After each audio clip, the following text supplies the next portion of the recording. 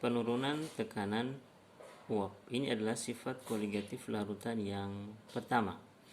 Secara umum, larutan adalah komponen homogen yang terdiri dari zat terlarut dan pelarut. Pada pokok bahasan ini kita akan melihat bagaimana jika zat terlarut itu bersifat non-volatil atau tidak mudah menguap, dan yang digunakan di sini kemudian pelarut adalah pelarut yang murni. Kemudian kita coba nyatakan penurunan tekanan uap ini dengan menggunakan hukum Raoult. Penurunan tekanan uap jika kita nyatakan dalam hukum Raoult, maka sebagaimana hukum Raoult, tekanan uap larutan itu sama dengan tekanan uap pelarut murni dikali dengan fraksi mol pelarut. Dan untuk mengetahui perubahan tekanan uap dari suatu larutan, kita menggunakan persamaan delta P sama dengan P10 kurang P1, atau tekanan uap pelarut murni dikurangi dengan tekanan uap larutan. Nah, dari persamaan ini kita bisa, dari persamaan 1, setelah kita masukkan, kita mengganti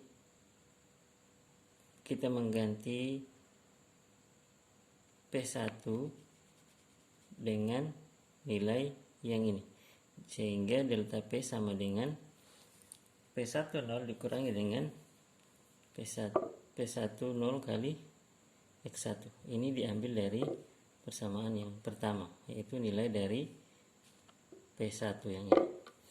Kemudian jika kita sederhanakan lagi, ini akan menjadi delta P sama dengan P10 dikali dengan 1 kurang X1, di mana 1 kurang X1 ini adalah sama dengan X2, karena kita ketahui fraksi mol itu fraksi mol pelarut ditambah dengan fraksi mol zat terlarut itu sama dengan 1. Ya, sehingga di sini delta P sama dengan P10 dikali dengan X2, di mana delta P ini adalah persamaan umum penurunan tekanan uap, sementara P10 adalah tekanan uap pelarut murni dan X2 adalah fraksi mol zat terlarut.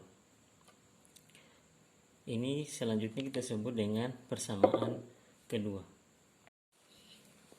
Jika dalam satu larutan terdapat beberapa zat terlarut dan satu jenis pelarut atau pelarut tunggal, maka penurunan tekanan uap dapat kita tuliskan seperti ini. Delta P sama dengan tekanan uap pelarut murni dikali dengan fraksi mol dari masing-masing zat terlarut yang ada pada larutan tersebut. Persamaan 2 yang di awal tadi, atau persamaan umum dari penurunan tekanan uap, dapat kita gunakan untuk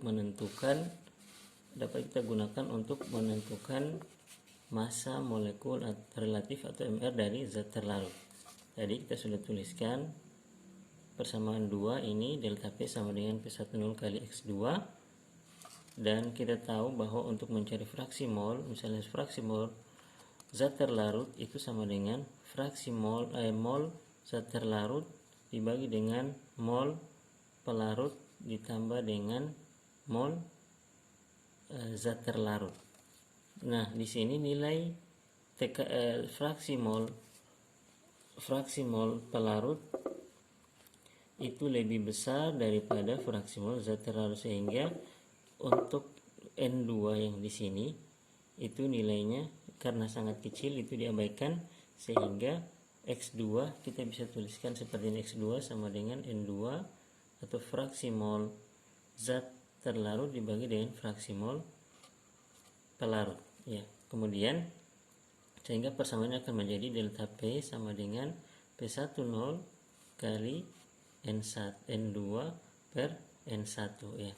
Untuk mencari N2 kita bisa menggunakan persamaan ya, kita mencari mol seperti biasa, gram per mr, tapi di sini kita simbolkan gram adalah massa. Jadi untuk mencari mol zat terlarut berarti sama dengan massa zat terlarut dibagi dengan massa molekul relatif dari zat terlarut tersebut. Begitu juga untuk mencari mol dari pelarut, kita bisa menggunakan massa pelarut dibagi dengan massa molekul relatif dari pelarut tersebut, sehingga kalau kita masukkan persamaan ini, kita ganti nilai E dengan masing-masing mol dari zat terlarut dan pelarut, kita akan mendapatkan persamaan yang seperti ini. Jadi delta P ini akan sama dengan P10 dikali dengan M2 dibagi dengan MR2, atau massa zat terlarut dibagi dengan massa molekul relatif zat terlarut dibagi dengan massa pelarut bagi MR dari pelarut, sehingga persamaannya akan menjadi seperti ini. Delta P sama dengan P10 kali M2 kali MR1 dibagi M1 kali MR2 ya, yang MR1 ini naik ke atas bertukaran sementara MR2 turun ya, sehingga massa molekul relatif dari zat terlarut kita bisa cari menggunakan persamaan ini.